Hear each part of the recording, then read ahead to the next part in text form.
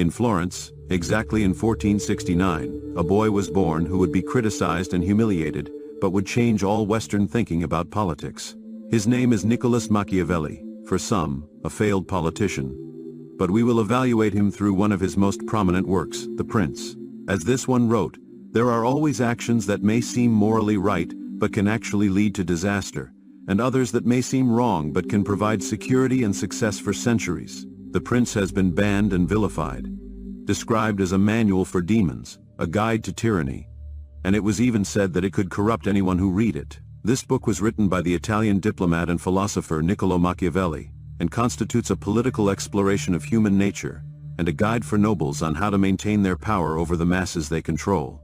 Machiavelli tries to reveal how the world of politics and power truly works, and today we are going to delve into its pages to draw lessons for our daily lives. We will discover why virtuous people can be ineffective in government, how cruelty can have benefits, and how we are all a little less moral than we thought.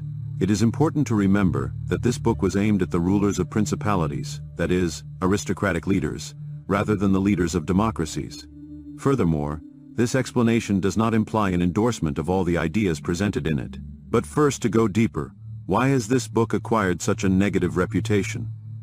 This is our first point and Machiavelli's first lesson for all of us. The fall of idealism. The moralistic fallacy is an irrational thinking error in which we assume the world is a certain way because we believe that it really should be like this. If you are ever surprised by human behavior simply because it seems very wrong, then you have fallen into the clutches of this fallacy. According to Machiavelli, the reality is that people commit terrible, cunning, and villainous actions all the time. And he is here to remove the blindfold and show us the world as it is. Before Machiavelli, much had been written on the subject of government, but much of it was the work of philosophers discussing how to be a moral ruler, or how to be a good citizen. For example, Aristotle's Politics focuses heavily on issues of virtuous government and how to run states to promote human flourishing. However, Machiavelli did not agree with this at all. The Prince aims to help rulers achieve only one thing: gaining and maintaining power. For Machiavelli, there was a fundamental problem with all this moral reasoning about how to be a virtuous ruler, and that is that most people are simply not virtuous. He is not judging them. He is simply expressing what he sees as a basic fact about the world. According to Machiavelli, by nature, people are disloyal. They seek their own benefit, and will be willing to carry out any immoral or amoral act that they consider appropriate at the moment, justifying it later with twisted ethical reasoning. In a world like this, a ruler who only cares about the color of his own soul would be devoured and would soon lose power. Machiavelli is clear at this point. Being a good person is simply not enough to be a stable and secure ruler. Sometimes, for both a ruler and his citizens, being stable and secure is much better than being good. Machiavelli witnessed the turbulent times in Italy, where city-states rose and fell, governments crumbled, and massacres were common. He knew firsthand the reality that it was often preferable to have an unscrupulous ruler who maintained his state securely than a virtuous one who could be easily manipulated by foreign powers and would quickly end up invaded, with his people and his army annihilated. This is why he insists in this first lesson on discarding any idealism about how the world should be. Machiavelli recognizes the existence of virtuous people, and in fact suggests that it is beneficial to surround yourself with them, if you are lucky enough to find them. However, he emphasizes that it is wiser to adopt a pessimistic view of human nature and prepare for the worst. It is preferable to be pleasantly surprised by the virtuous actions of some individuals than to be naively optimistic and face disastrous consequences. Machiavelli suggests that rulers should break previous pacts with their allies, since these allies would likely betray them if it ever suits them. He recommends instilling fear in both subjects and other states by arguing that love and loyalty are ephemeral, while fear takes root deeply in the human heart, ensuring its fidelity in difficult times. He affirms that one should worry more about appearing good than about being truly good, since according to him, this is the norm followed by the majority. This mentality is part of what has given Machiavelli the reputation of being a ruthless strategist willing to resort to any means necessary to achieve his goals, regardless of honesty, morality, or the consequences for others. Machiavelli held the belief that behind every mask we show to the world is a dark and sometimes complex part of our nature that we often prefer to ignore or deny. This idea is connected to what the Swiss psychologist and essayist Carl Jung called the shadow, referring to those unconscious facets of our personality that we tend to hide from others. Machiavelli suggests some morally questionable behaviors, but it is crucial to understand his reasoning behind them. From his perspective, politics is a ruthless terrain, and if you are so focused on being virtuous that you lose track, and that virtue prevents you from making the unpleasant decisions that sometimes a leader must take to maintain his power, then you are likely to be replaced by another ruler, possibly one even worse than you. I personally tend to have a slightly more hopeful perspective on human nature compared to Machiavelli. However, I admit there is some truth in his observations. Wherever we go, we are likely to find individuals willing to do whatever is necessary to achieve their goals. Recognizing this reality allows us to be prepared to handle those situations with the required firmness.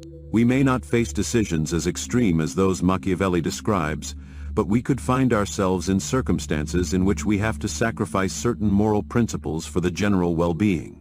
For example, he states that we cannot be competent or kind in all aspects of life. This limitation is not only due to our abilities and limited resources, but also to the conflicts between different moral codes. In some areas of our life, such as politics, business, or family, we may face what we could call difficult decisions. Sometimes we might have to give up our ideas of altruistic kindness for the sake of practical efficiency. We may be forced to tell lies to maintain a stable relationship, or we may have to overlook the feelings of certain employees to keep the business running smoothly. According to Machiavelli, this is the price we must pay for dealing with the world as it is rather than as we would like it to be. Something that personally draws my attention to Machiavelli is what he considers fundamental in a leader: standing out as a potential dictator despite spending much of his life working as a diplomat for his home state of Florence. And because he respects power and competition above all else, it is tempting to see this as just a symptom of his supposed psychopathy. But there is much more to Machiavelli's admiration for the powerful than meets the eye. Machiavelli's viewpoint points out a truth that is obvious but often not recognized, and that is that we need power to achieve anything. In his opinion, there is no greater goal for which a ruler should strive than personal power. This did not necessarily mean that the leader enriched and minded his people. If it is relatively easy for a foreign state to bypass your defenses, cut off your head, and completely replace your government, then you are vulnerable. Therefore, Machiavelli recommends building an independent military force for your state, and says that to do this, you shouldn't use mercenaries but your own citizens. He points out that people who defend their homes are going to fight much harder against invaders, while mercenaries are known to flee at the first real sign of danger. But what is all this power for? It's not simply out of lust for control, but to ensure the self-sufficiency of both you and your state. Self-sufficiency will not only ensure the respect of neighboring states, preventing you from being invaded, but also the fear and admiration of your subjects. I can't help but draw some parallels with this idea of self-sufficiency and the wisdom that other philosophers have given about our daily lives. One of the most determining Stoic principles is to strengthen the ability to find happiness within oneself. Seneca once encouraged people to give up all their possessions and loved ones to live in nature for a while, just to show that their happiness was completely independent. This would not only gain the respect of others, as they can't help but admire someone who does not depend on anything for their well-being, but it would also strengthen your self-esteem. This last point may be the most valuable, since although we can distance ourselves from those who hate and belittle us, if we do not respect ourselves, there will always be a voice in our head that tells us that we are worthless. Machiavelli advises us all to ensure our independence from external forces, whether through external power or internal dominion. But the most unfortunate part of Machiavelli's advice is perhaps his suggestion that sometimes a leader must be cruel or harsh for the good of his government. And that is what we will explore below: the goodness of cruelty. What image comes to mind when you think of a cruel leader? Perhaps you think of unimaginable atrocities and the continuous exploitation of the dominated. To Machiavelli, cruelty applied correctly is not about that, but rather about the careful management of fear in your subjects.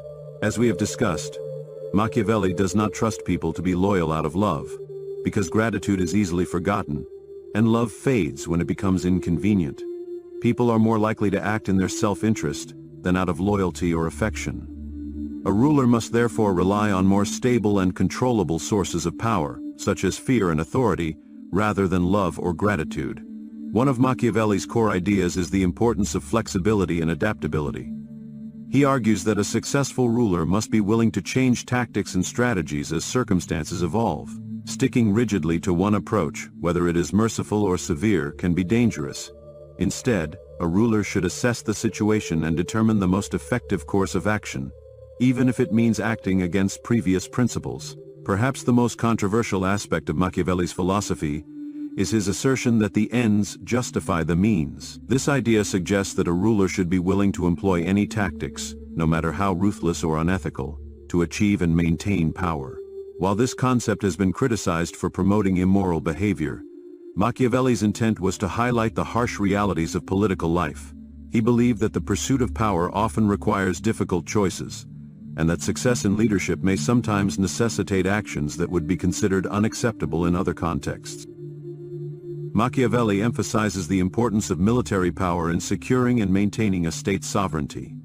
He advocates for a strong, well-trained army that is loyal to the ruler, rather than relying on mercenaries or external forces. Military strength, according to Machiavelli, is a fundamental aspect of political stability and security, ensuring that a ruler can defend their state against internal and external threats.